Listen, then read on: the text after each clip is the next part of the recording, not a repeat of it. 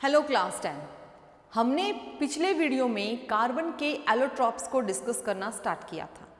हमने वहाँ पर कार्बन के फर्स्ट एलोट्रॉप ग्रेफाइट को डिस्कस किया था। उसके कुछ इंपॉर्टेंट पॉइंट्स हमने समझे थे। ग्रेफाइट हमारे लिए कैसे इसेंशियल है, कैसे यूजफुल है, हम उसके बारे में जान चुके।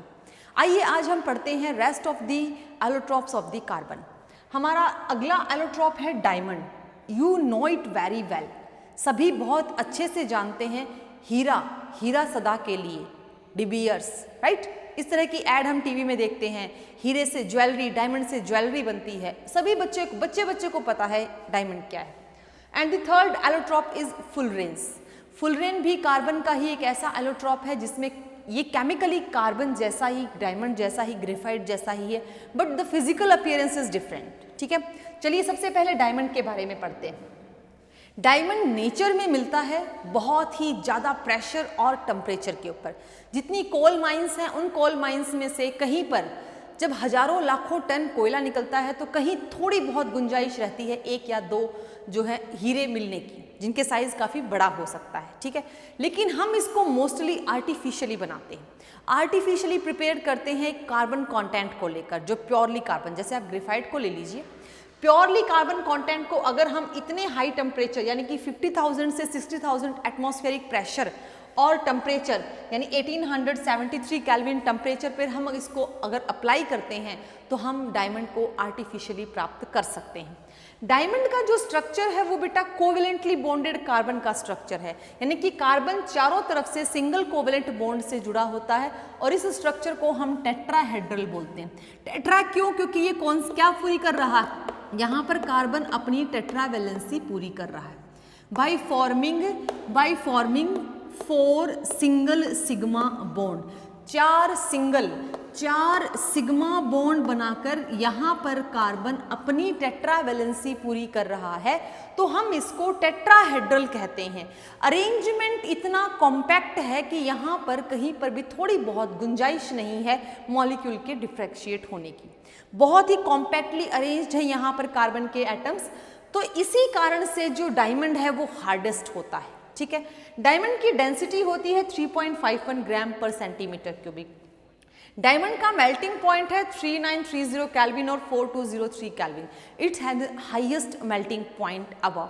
बेटा इसका मोस्टली यूज हम जब करते हैं तो हम कटिंग ऑफ द ग्लास, कांच को काटने के लिए जो कटर होता है उसके आगे डायमंड लगा होता है, या फिर दो हार्डेस्ट सब्सटेंसेस के अंदर जो ये रॉक होते हैं और बेड रॉक होती है उसको ड्रिल करके ऑयल जो तेल के कुएं होते हैं, ऑयल वेल्स जो होते हैं, उनको हम वहाँ से पता करते हैं, डिग आउट करते हैं, तो वहाँ पर कटिंग के लिए हम डायमंड का यूज़ करते हैं। कटिंग और क्रशिंग के लिए डायमंड का इस्तेमाल किया जाता है because it is the hardest substance. Bad conductor of electricity है because there is no availability of free electron. चारों के चारों इलेक्ट्रॉन क्या बना रहे हैं? सिग्मा बॉन्ड बना रहे हैं। तो ग्रेफाइट के जैसे इसके जो इलेक्ट्रॉन हैं वो फ्री नहीं है, that's why it is bad conductor. लेकिन इसका रिफ्रैक्टिव इंडेक्स बहुत अच्छा है, सबसे अच्छा रिफ्रैक्टिव इंडेक्स है। चमक बहुत अच्छी आती है जब इसके ऊपर लाइट जाती है। ये तो आप लोगों ने मूवीज में, टीवीज में अगर लाइव नहीं देखा है तो टीवी में भी देखा है, थोड़ी सी लाइट पड़ते ही हीरा चमकने लग जाता है।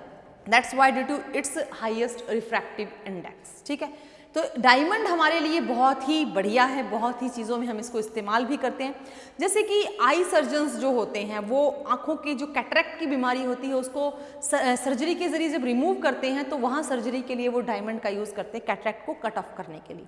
बहुत सारी जगह पर हम इसका इस्तेमाल करते हैं।